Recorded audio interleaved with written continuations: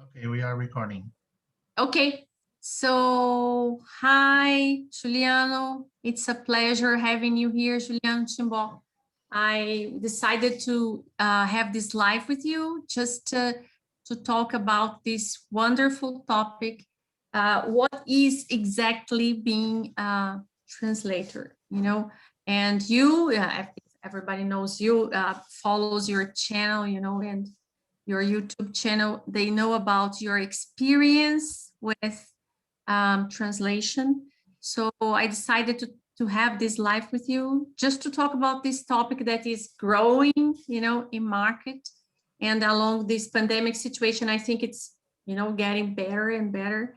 But some people don't know anything about translations and where to start from, which courses to take, what kinds of translations they can have. So I'd like to have this opportunity with you. First, for you to introduce yourself, and second, for us to talk about this interesting topic. Okay? Okay, thank you very much, Suzana. It's a pleasure to be here with you and everyone who is watching us. I have been a translator for 12 years, that is since 2008. Actually, I started working with computer science a few years before because I studied that at the university. I became a systems analyst, programmer, and then I decided to change careers and become a translator. And that's Wow. what I have been doing in the last 12 years. 12 years doing that. Well, it's a long time. So you use it to be a computer technician, computer programmer, and using the technology at its most. Yeah? Yes, exactly. And I think that helped me with translation because in translation, we have to use software and we work online with the internet and people from other countries. So since I know how to use the computer and programs and the internet, it made it easy for me to find jobs and clients. Great, great. So talk about the very beginning, so you told me that your specialization, your graduation was in technology, in computer technology. But let's talk about this change. How did you start? Like, which courses did you take and what kind of translation you started from? Yeah, I studied English when I was a teenager for 5 years in a language school. And then I started to study French for 3 years. So during my teenage years, I learned English and French. When I ended college, I could speak English, French, and Portuguese fluently. And I have always liked to read books and to study Portuguese as well. So when I decided to become a translator, I already could read and write in those languages. And I didn't take any course for becoming a translator, but I more or less learned how to do it by doing it. So I found clients, accepted jobs, translated texts, and then I learned during the process of being a translator. And it's been 12 years. Okay. Yes. What kind of translations did you start from? You mean like the final papers, they call TCC, the final papers, and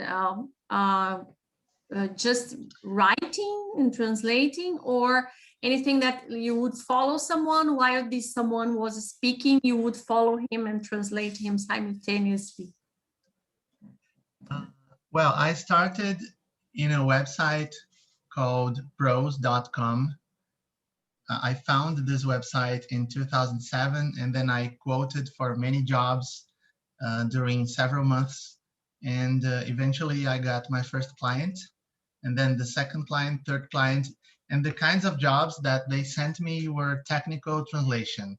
That is, I translated manuals or websites or video games or advertisement. Some technical. Yeah, these translations are technical translations. All kinds of materials from several countries and clients.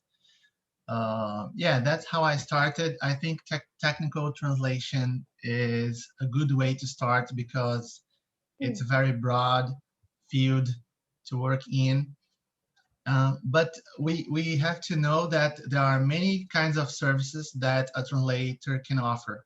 For example, translation itself, that is, you Yes. translate the text. You can proofread a text, that is, you get the translation from someone else and then you review it. You can do machine translation, post editing, that is, you review the translation that came from a machine. That's another kind of service. There's subtitling that everyone knows because we watch movies and series and there are the subtitles. There's also transcription. That is when you have to hear an audio and you have to write everything that you hear. That's transcription. There's also the conference interpretation, you know, when we go to events and people go into booths and they interpret from one language to the other. So there's a variety of services a translator can offer. And I think it's a very good idea to know all the kinds of works that we can do and provide and try to, yeah, provide more and more services. Great. So you started with prose, yes? Yes, prose, yes. There is a question, prose. There is a question here coming from Vanderson. Is there any specific institution that represents freelance translators? Yeah, we are talking about freelance translators. Thank you for your question, Vanderson. We have some translators associations. For example, the Brazilian Association of Translators and Interpreters. There's the American Association, the Portuguese Association. So we have a bunch of associations that represent translators. And by translators, we mean all kinds of translators. That could be freelance translators, but also in-house translators, that is, translators who work in an agency. But in my case, I am a freelancer, so I work for several agencies from home. Yeah, there are associations, and they have members, and they represent translators. Yeah. Just like Sintra, for example. Sintra is the Union of Translators, Sintra, Abrates, ATA, the American Translators Association, APTRAD, the Association of Professional Translators. So there are many associations that represent translators. Yes. Okay. But they represent their members because, yeah, they have to have members to exist. So they represent only their members. Depending on the association, maybe it's bigger or smaller. Mm-hmm. So people, you can ask questions. We have some people saying hello here from Salvador, from Porto Alegre. Nice. Victor from Salvador and Lotufo from Porto Alegre. Yeah. Thank you for being here. I also would like to say that besides all the kinds of services that we can provide, the fields of translation where we can work, for example, there's technical translation, literary translation, where we translate books, subtitling for movies and audiovisual materials. There's interpretation for events. And you mean YouTube, for example? Meetings. What? YouTube subtitles, making subtitles for YouTube. Yeah, you can make subtitles for or YouTube for a videos. Movie. Yeah, of course. There's also academic translation that you talked about to translate papers from researchers. We can translate games. We can translate all kinds of things. Great. People, you can ask questions and insert some questions here. So suppose one sentence that hit my mind here. A person who would like to start now, just the way you did, you were working with and then you decided to be a translator. Where should this person start from? Okay, I'm going to study. I have to study something. Yeah. but I know how to speak English. I know how to speak Spanish very well because I lived there, here and there in another country, or I took a short course. So, but which advice would you give to the ones who are starting? We have to say that mostly we're going to translate into our native language. So in our case, we are Brazilian, so we will translate into Brazilian Portuguese mostly. So we have to have a very high command of our language, and also the foreign language that could be English, Spanish, French, whatever. Right. Um, there are many Perfect. channels on YouTube from people who teach about becoming a translator, such as my channel, Viver de Tradução. There are many others, o Tradutor Iniciante, Vida de Tradutor, many others, channels from translators who teach how to find jobs, become a translator. So we could follow those people in their social media, Instagram, Facebook, YouTube, LinkedIn, and read their posts, and we will get knowledge from them. And also we could interact with other translators in communities in Facebook, for example, or in WhatsApp groups. So if you join some communities of translators, you will start to understand better how this works and what to do to get jobs, and how to work with the software that Then, we need. And also there okay. are many courses that we can take, or mentoring programs. For example, these associations, the Brazilian Association, the Portuguese, the American, they have mentoring programs where a professional translator follows someone and gives them advice. But also, I have a mentoring program, vivestradução.com, and many other people have mentoring programs. So you could learn from other translators like that. And other universities, Estácio and others, they have Brasilis Idiomas. They have many courses also to people who want to become translators. Brasilis, I guess. Brasilis is a. Yeah, Brasilis. Juliano, do you find that the competition in the translation market has become harder since the pandemic started? Uh, Before the pandemic, we can see that the market was growing, and because translation is something needed more and more. So there's Yes. not enough translators, and I don't know if there will be one day enough translators to the amount of materials that need to be translated. So the market is growing. Even after the pandemic, it is still growing because people are producing more content, they are writing more texts, and business are being made throughout the world. And translation is growing very fast. And Yes, I think Teresa once wanted to say that the competition has grown, and for us translators, we have got less jobs, less work because of the pandemic. I would say no, it has increased. I I heard from some translators that they had less jobs last year, for example, but some other translators said the opposite, that they had more jobs. In my case, I had more jobs. And I think Teresa may be saying that people want to become translators because after the pandemic, this is a good job to do because you can work from home. So maybe, yeah, because of the pandemic, more people discovered decided.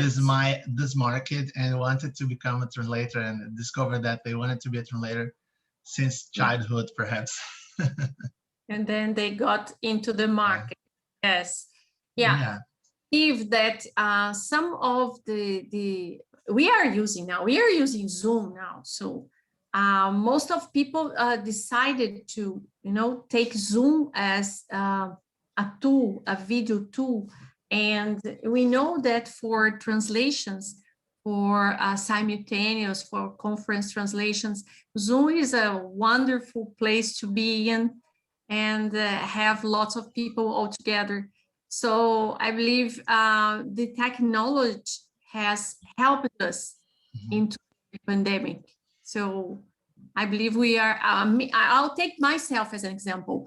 At the beginning of the pandemic situation, I decided to take a Zoom course just to get to know how to use it the most, to know all the tools it offers. And it was my first course in the pandemic, and I do like it now. I enjoy using Zoom.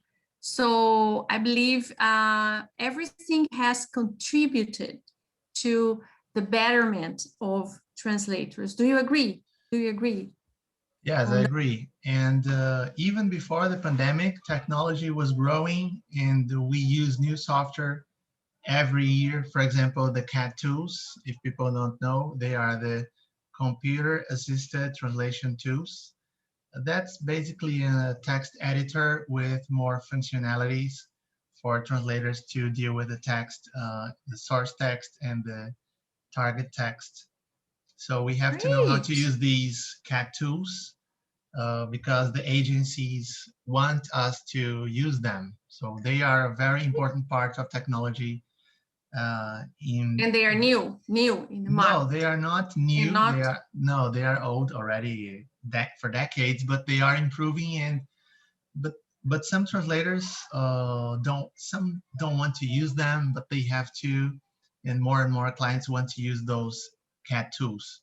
So they are text editors, either online or desktop, used by translators for texts. And also with Zoom, Yeah, great. especially for the Wonderful. interpreters, um, the interpreters don't go to events anymore because there aren't any. So we have to participate in online events and interpret from home. So that's a completely new reality for interpreters. And Yeah. they have to know how to use Zoom or other RSI, remote simultaneous interpretation tools. So all the kinds of tools for interpreters such as Zoom and others. Yeah. Yeah. And I thank God for this moment and this technology change, because it has brought some good work environment to all of us. And for the ones who know Juliano or who don't know Juliano, and he's the one who takes Polyglotar, who has Polyglotar every year, once a year.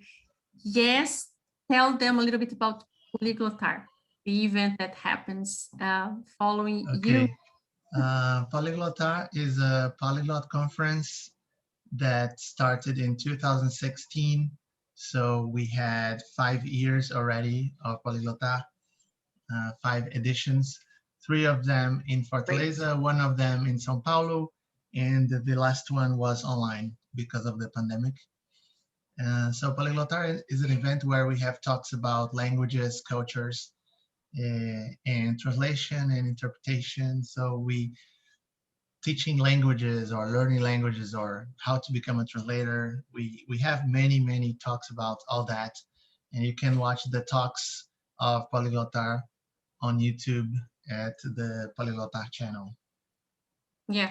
By the way, I had the opportunity of taking part last year, 2020 and 2019 was my first time and first moment in São Paulo, where I met you. You had the opportunity to be introduced to you, and I do recommend everyone take part into Polyglot, which is great. Yeah, it's great because people get to know each other and other opportunities, how to become a teacher, how to become a translator, and then people Yes. can find jobs if they participate in Yes. events and make connections with people and do networking.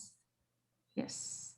You can learn, exchange, and also get better and,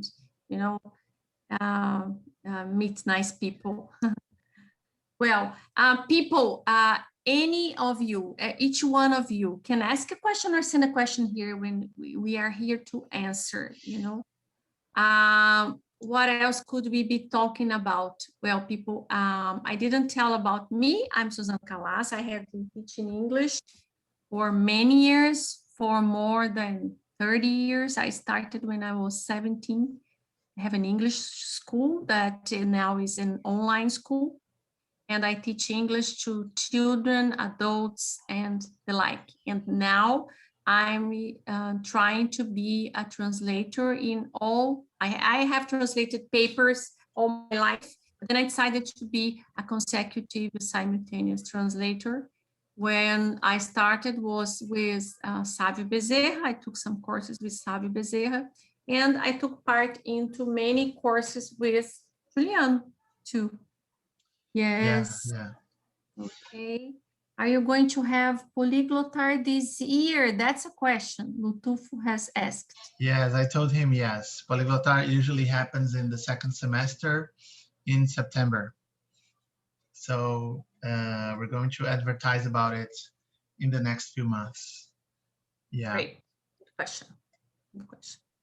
I'll be there. I would like to give hope. some tips to people who want to become translators. For example, as I said, it's a good idea to offer many kinds of services. For example, if you offer translation, then you should think about offering review or proofreading or machine translation, post-editing. Maybe you could do some subtitling, or you could also become an interpreter.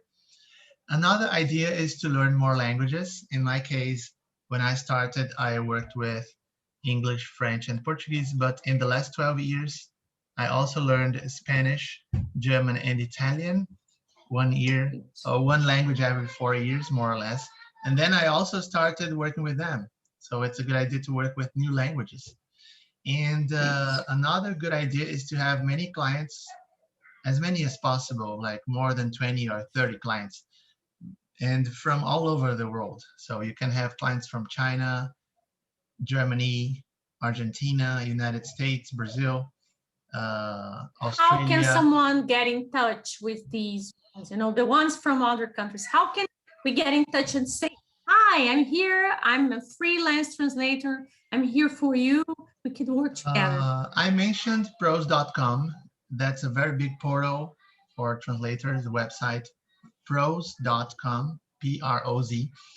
And over there, clients from all over the world post jobs every day, and these clients are from everywhere. And then you can meet those clients there.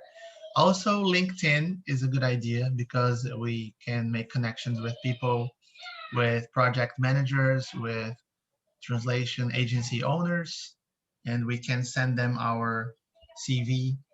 So we have Pros, we have LinkedIn, we have Translators Cafe, many other websites where we can find these clients.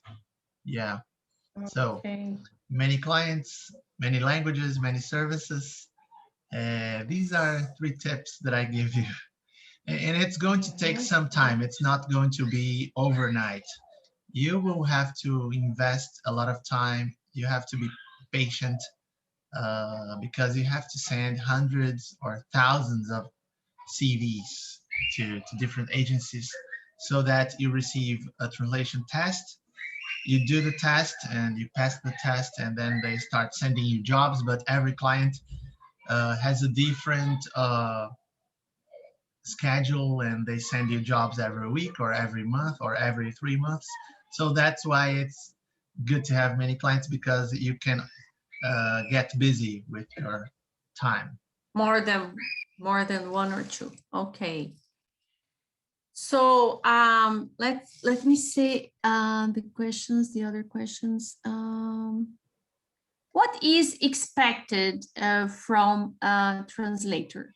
Yeah, what is expected from a translator nowadays? With these, this everywhere you look, there is a kind of dictionary to translate, or a machine that you speak, and then the voice comes in another language. So tell me about it. Yeah, we have some technology that can help people translate things easily. For example, Google Translate, or those devices that we speak and they translate. But those kinds of translations that we find in Google or in those devices, they can help people in certain contexts. For example, if they are tourists or if they want to know some information, even if not exactly so it can help a lot of people to communicate somehow. But when we need a text to be translated very well, then we need humans, because the text will flow better, and the professional translator will give it a human I touch, agree. and it will be very readable and understandable. So I understand. every industry needs translators because they are making business with other countries, and translators are expected to transmit the messages from one culture to the other. And also we deal with deadlines. We have to deliver the text by that date, by that time. So we are expected Yes. to be punctual, Right. to provide a good quality translation, know how to use technology, to be reliable, to be, yeah, we have to answer Yeah, fast that's to the emails. yes. There They is a expect a question lot. here. Yes, that's thank you very much, Juliano. There is a question coming from Rafaela. Which areas, maybe you could mention 2 or 3, which areas do you get more translation from? Technology, literature, medicine? It could change from one person to the other, but in my case, it is definitely technology because I studied that, and when I comment about it to some clients or to some jobs, they select me because of my specialization. But also game translations. So I have Right. already translated hundreds of video games. It's a very Oh, big great. market, and also equipments, for headphones, for example, is one thing that I translate a lot. A company that That's makes different. headphones, headsets. So I would say that. But there are people who only translate or translate mostly law or medicine. So there are translators specialized or that look for more jobs in those areas, or literature. It could be it could be very different from one person to the other. But I would say that you should try to get clients from different areas. Maybe you are Yeah, specialized in 2 or 3 things, for example, right. technology, games, and equipment. But why not translate some literature every now and then? Why not to translate some medicine? Because I do that. I translate some contracts sometimes. So I translate some literature. So I think it's a good idea to try different things and Different see things. what happens. You see what's coming your way, and then Great. you Good, do that. good answer. Good answer. Thank you very much, Juliano. Do you have any other questions, people? Rafael is thanking you. Alexandre, Lucenir, Linda, Erlinda has come. And Some if you want to be a welcome.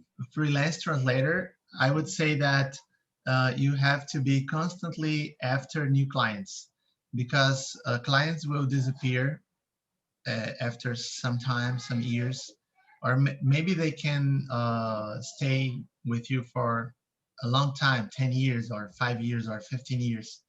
I have very old clients, but I always have new clients. Every year I get new clients. You have to do that, otherwise you will run out of jobs. So always Are searching for a different place. Yeah, there Alexander is is this asking, thing. are there many pure translation jobs yet? Yes, mostly. Uh, most translation jobs are pure. So I received text that's written in English or Spanish, and then I translate into Portuguese, or the other way around, mostly. Great. But MTPE, machine translation post editing, that is reviewing translation from machines, is becoming more and more frequent.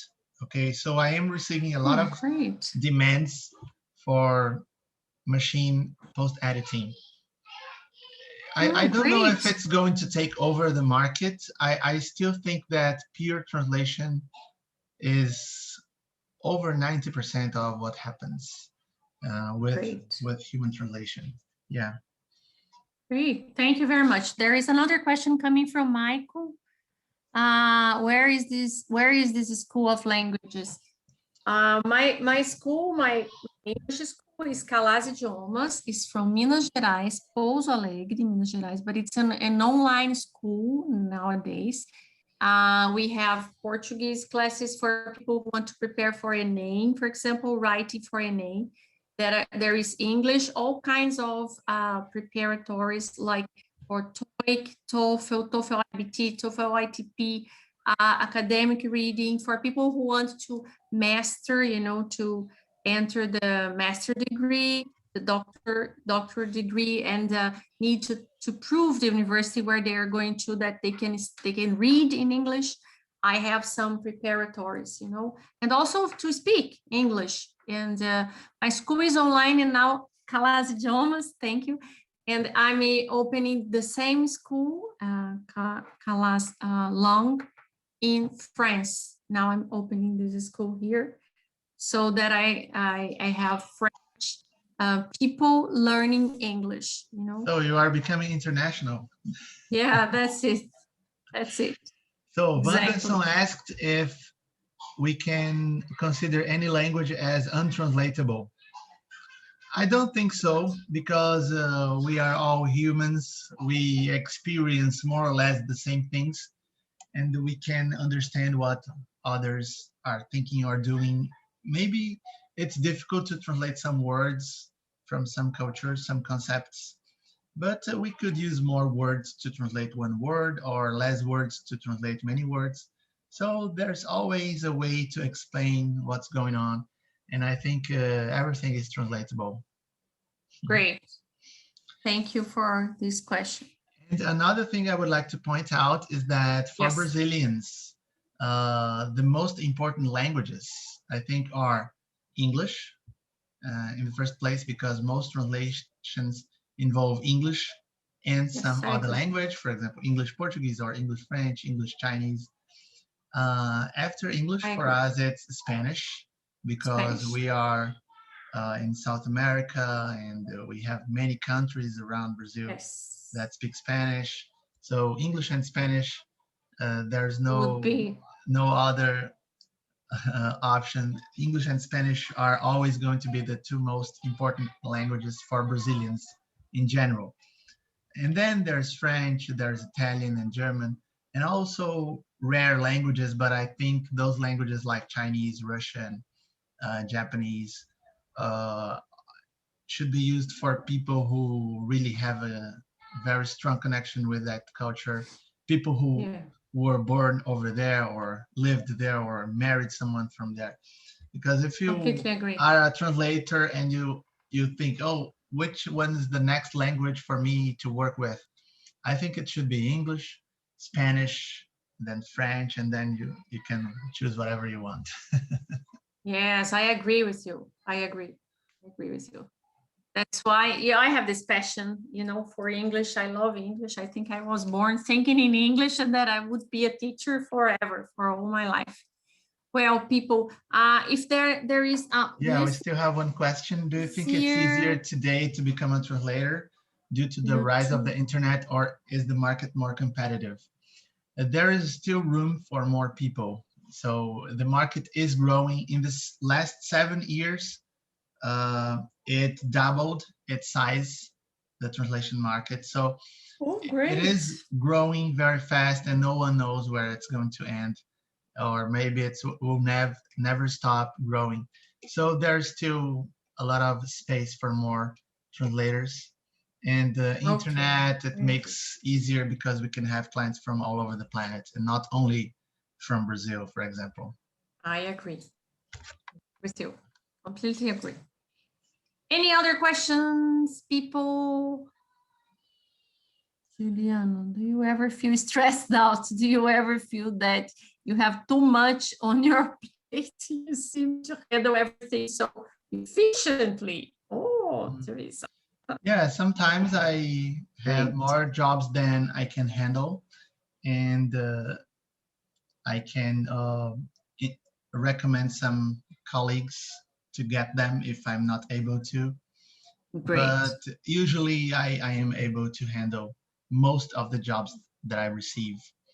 And it's very Great. difficult to manage other translators, so I don't do that very much. But yeah, it's possible to get more jobs than you can handle. Yes, I agree. Sometimes we do. So I think we should come to an end. We calculated around 30 minutes. Yes. And these, by the way, people, for the ones who could not be here for any reason, tell them this interview will be in YouTube at Juliano's channel, Viver de Tradução. Wonderful. Thank you for this opportunity. Okay, Rafaela, thank you too. And it will be there, recorded there, for the ones who need some hints on what to do, how to do it, and how to become a translator. Right? Thank you one more time, Juliano. Would you like to say something? Thank you very much once again for having me, for the invitation. And I hope we can help each other and help other people to discover this market. Great. That's it. Bye for now, people. Okay, bye. Good evening. Good night. Good night, people.